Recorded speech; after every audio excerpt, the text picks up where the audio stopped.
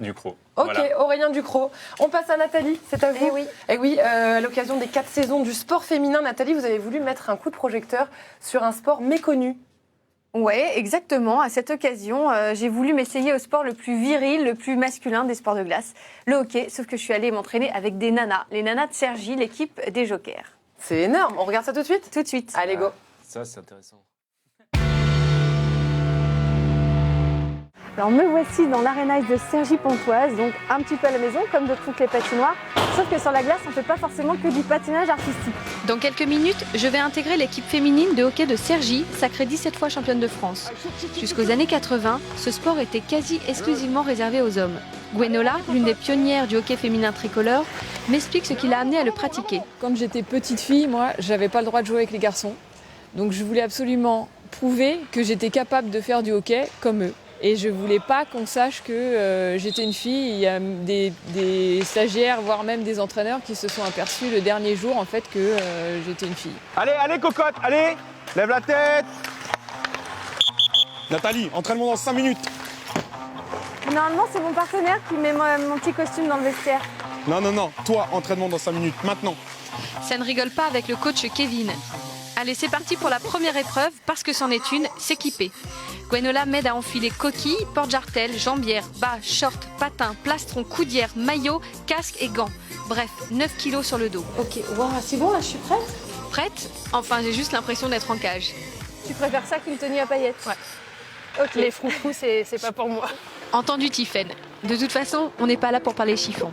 C'est à moi de m'adapter à ton sport. Mais pourquoi le hockey? C'est mon petit frère qui a commencé le hockey. J'ai toujours voulu faire comme lui et puis je me suis dit non, c'est un sport de garçon. J'ai commencé avec de l'artistique et une fois que j'avais les bases pour patiner, je me suis lancée. À moi de jouer. Je me sens tout sauf légère et fluide. La crosse et le palais compliquent mes déplacements. C'est la première fois que je me sens pas à ma place sur la glace.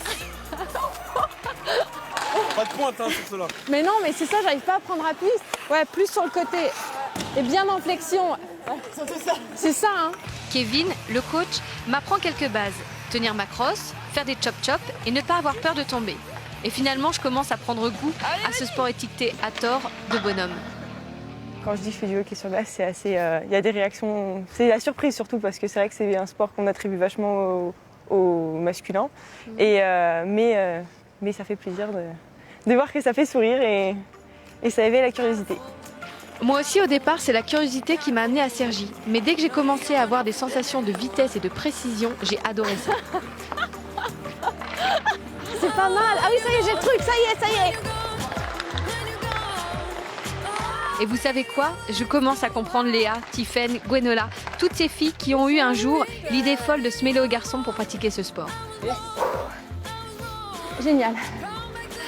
Avant d'en terminer avec mon premier entraînement de hockey, il me restait un poste à essayer, les cages. Bon allez, j'avoue, je suis conquise. En plus d'être technique, physique, tactique, le hockey sur glace féminin a un chouette esprit d'équipe. Non mais ça donne envie. Juste pour poser le décor, les 4 saisons, c'est quoi? Parce qu'on en parlait en début de sujet. Une pizza. Oui, c'est une pizza aussi. Mais c'est aussi une initiative du CSA qui invite en gros une fois par an tous les médias comme Eurosport à prôner des sports qui sont pas forcément mis en lumière. Il faut le dire, et notamment le sport au féminin. Et vous étiez, là pour le coup, on est en plein dedans, quoi. Vous êtes l'égérie du sport féminin. Oui, c'est gentil, je le prends, mais bon. Non, mais moi, ce qui m'intéresse dans le sport, c'est pas de savoir si c'est un homme ou une femme. D'ailleurs, ça se voit dans le hockey. Tu sais pas, si t'as pas la couette qui dépasse du casque, tu sais pas si c'est un homme ou une femme. Ce qui est bien, c'est la performance, c'est le résultat. C'est ça, le sport. Ça détruit des barrières, on est tous ensemble et on se colle aux mêmes règles du jeu. Et le hockey, le sport féminin, parce que le CSA et les 4 saisons, ça concerne beaucoup plus les sports collectifs plutôt qu'individuels, le rugby, le foot, le hockey, le hand, etc. Et ce qui est bien, c'est la sensation, le bien-être que ça procure. On ne fait pas ce sport pour être vu, comme le patinage artistique, pour être jugé par le regard extérieur, mais c'est un kiff total. Je le conseille à toutes.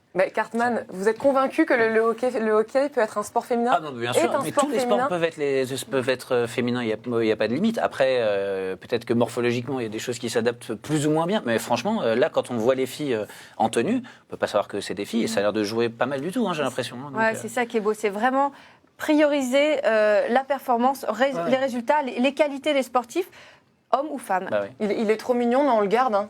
Non, mais moi je suis défend et tout. Oui, Non, mais mais c'est c'est vrai, mais ta perruque j'adore. blonde parce que... Je reviens avec la perruque alors si vous voulez.